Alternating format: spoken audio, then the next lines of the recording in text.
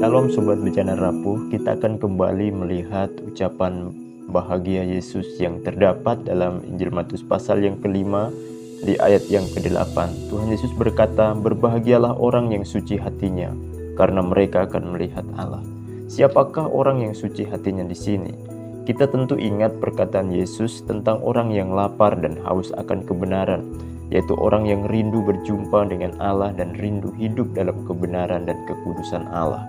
Kerinduan itu diungkapkan pemazmur seperti rusa yang merindukan sungai yang berair. Pemazmur berkata, "Bilakah aku boleh datang melihat Allah?" Dalam Mazmur 42 ayat 2-3. Dengan pernyataan Tuhan Yesus di sini bahwa berbahagialah orang yang suci hatinya karena mereka akan melihat Allah. Hal ini adalah jawaban atas orang yang berusaha untuk hidup dalam kekudusan dan kesucian hati, bahwa hal itu tidak akan sia-sia, sebab mereka pasti akan melihat Allah. Kesucian hati atau kekudusan hidup adalah hal yang sangat berharga di hadapan Allah. Hal ini harusnya mendorong seseorang untuk sungguh-sungguh memperjuangkannya. Itulah sebabnya Tuhan Yesus berkata, "Carilah dahulu kerajaan Allah dan kebenarannya, dan memandangnya seperti harta terpendam, mutiara yang berharga." Itulah kesucian dan kekudusan yang harus dikejar oleh setiap anak-anak Tuhan.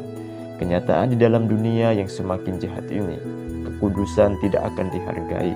Dunia lebih menghargai harta dan kekuasaan. Namun bagi orang-orang yang sudah dibebaskan dari dosa, hidup kudus sebagaimana Allah kudus adalah tujuan utama hidup kita. Itulah sebabnya kita mengejar kekudusan itu. Sebab orang-orang kudus akan melihat Allah.